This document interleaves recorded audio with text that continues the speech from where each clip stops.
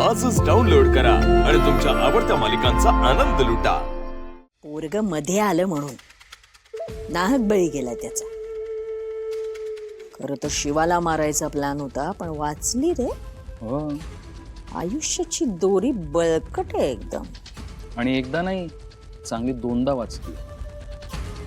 पण आई, खरं सांगू का, तिने मला जेव्हा घराबाहेर काढलं ना, तेव्हा मला वाटलं की आता आपलं संपलं सगळं, परत गावाला जावं लागतंय की काय। पण नाही, नशिबाने तू आलीस।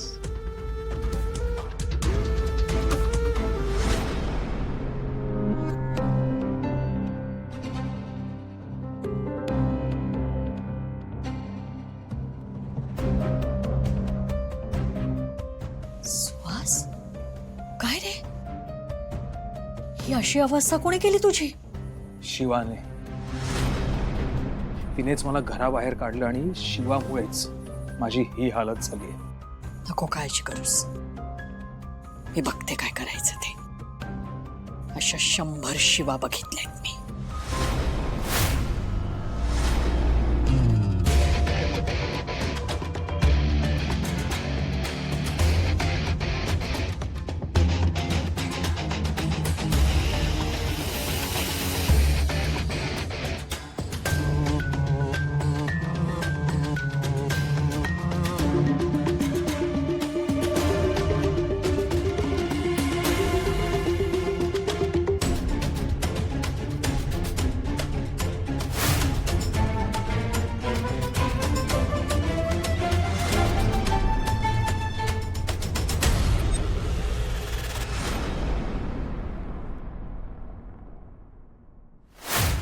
आई, आणि जेव्हा तू म्हणालीस ना की तुला त्या शिवाला संपायचंय, कायमचं मारून टाकायचं, तेव्हा मात्र मी थोडा घाबरलो।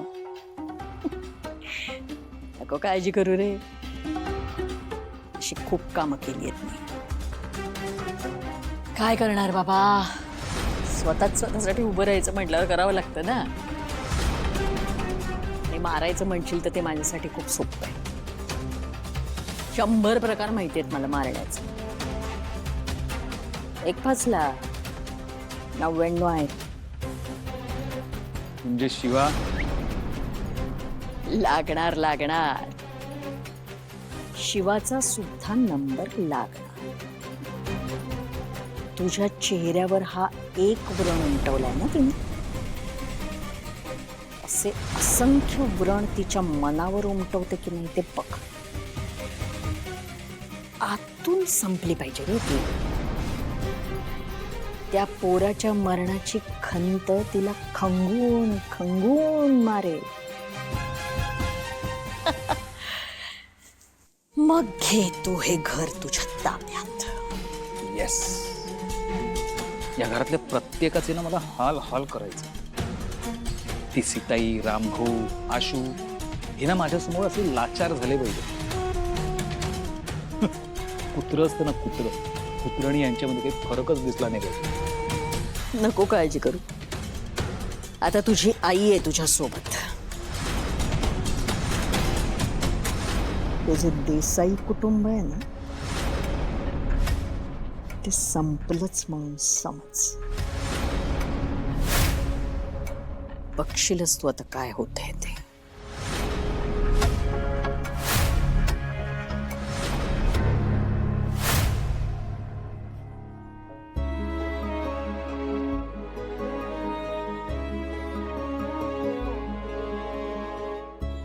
ऐक ना, हे ज्यूस पिऊन घे बघ शिवा, जरा बरं वाटेल, पोटात काही गेलं नाही। संपलं सगळं, मी नाही वाचवू शकले रॉकीला। ना डोळ्यासमोर झालं, काहीच नाही उरलंय आशू, सगळंच संपलं।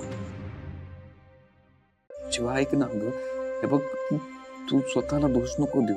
हे जे काही झालंय ना, ते खूप मोठा ऍक्सिडेंट होता आणि तू स्वतःवर नको घेऊस हे सगळं। सगळेच खूप दुःखात आहे, सगळ्यांना बाहेर यायला वेळ लागला, पण तू अशी खचलीस तर सगळ्यांची स्ट्रॉंग शिवा कशी मदत करणार सगळ्यांना, नाही का? माझ्या समोर झालं आशू, मी नाही वाचवू शकले. सांगते ना, संपलं सगळं. ऐक ना, तुला धक्का बसलाय. तू तू तू मोकळी हो ना. तू रड हवं तर. मला सांग कसं वाटतंय तुला, काय वाटतंय. तू तू प्लीज मोकळी हो. पण आजची बसू नको शिवा. प्लीज काहीतरी खाऊन घे, पिऊन घे, व्हेंट आउट कर प्लीज प्लीज. शिवा ऐक ना शिवा. माझ्यामुळे ना असं सगळं. अगं नाही तुझ्यामुळे नाही झालंय काही. तुझा काही दोष नाही त्याच्यात. हा, तू असं सगळं स्वतःवर नको उडवून घेऊ. तुला जे वाटतंय ते मला सांग प्लीज. तुला हवं तू रड शिवा. संपलं सगळं संपलं.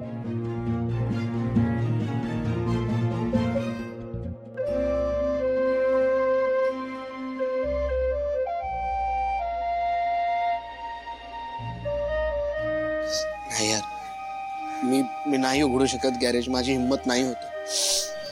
नाही लोक, आपला रॉकी आपल्याला खरंच सोडून गेला यार. तो आपल्यातच होता, अजूनही आपल्यातच आहे असं वाटतं. रॉकी अख्ख्या वस्तीत एकमेव होता रे जो आयस झाला होता. तर कशालाच काही अर्थ उरला नाही. इथे थांबावंच वाटत नाही. मला तर खूप आठवण येते त्याची. काय झालं असं रे त्याच्यासोबत. फक्त व्हायला पाहिजे त्याच्यासोबतच.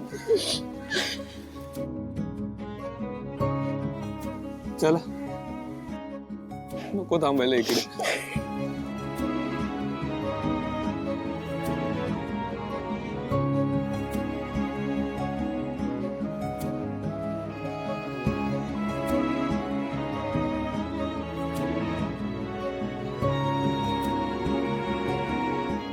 अगं दिव्या, तू इथे?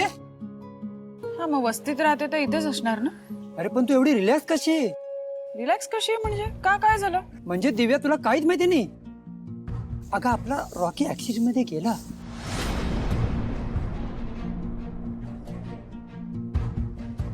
रॉकी? हा. काय झालं? अगं त्याला एका ट्रकने धडक दिली आणि गेला तो. दिव्या, हे बघ, रोज एवढी लोक मरतात, त्यात तोही गेला. त्यात काय विशेष? तू एवढा विचार करू नकोस. मला बघवत नाही. चल निघूया आपण. चल. देसाई, मी समजू शकतो की तुमच्यासाठी हा खूप दुःखाचा क्षण. पण काय आहे ना, केस ॲक्सिडेंटची, त्यामुळे आम्हाला जमानी घ्यावीच लागेल. नाही, त्याशिवाय पुढची प्रोसिजर आपण करू शकत नाही. आणि शिवानीच ते फक्त बघितलं. हो, पण तिची अवस्था खूप वाईट आहे. तिला जास्त प्रेशराईज करू नका. ती अजून शॉकमध्ये आहे. नाही, त्याची काळजी घेऊ आम्ही.